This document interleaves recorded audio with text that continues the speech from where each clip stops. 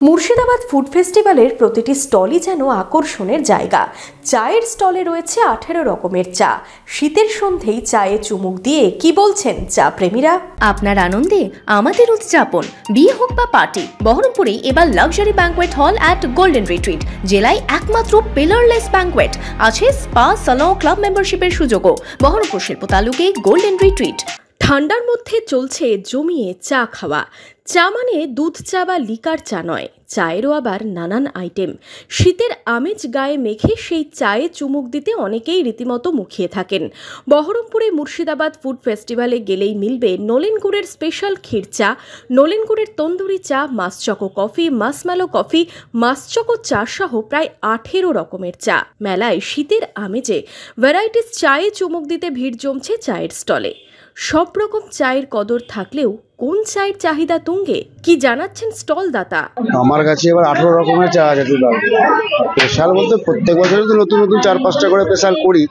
এখানে এবার রেখেছি নলেন গুড়ের স্পেশাল ক্ষীর করেছি, নলেন গুড়ের তন্দুরি চা আছে।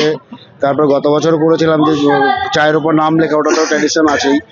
সঙ্গে আছে মাসচকো কফি, মাসমেলো কফি, মাসচকো চা, হট চকলেট, ক্যাপাচিনো। আইটেম আমি নিজেই ভুলে গেছি, এত আইটেম। কাস্টমার এবছরের রেসপন্স অন্যান্য বারের থেকে এবছরের রেসপন্স অনেক বেশি। নলেন গুড়ের তন্দুরি চা। মেলায় এসেছেন অথচ চা খাবেন না এমন লোকজন খুব কমই আছেন। রকমারি চা নিয়ে কি বলছেন ফুড ফেস্টিভ্যালে ঘুরতে আসা মানুষজন? চা খাওয়ার জন্যই, ভ্যারাইটিস চা খাওয়ার জন্যই হচ্ছে মেনলি ফুড ফেস্টিভ্যালে আসা।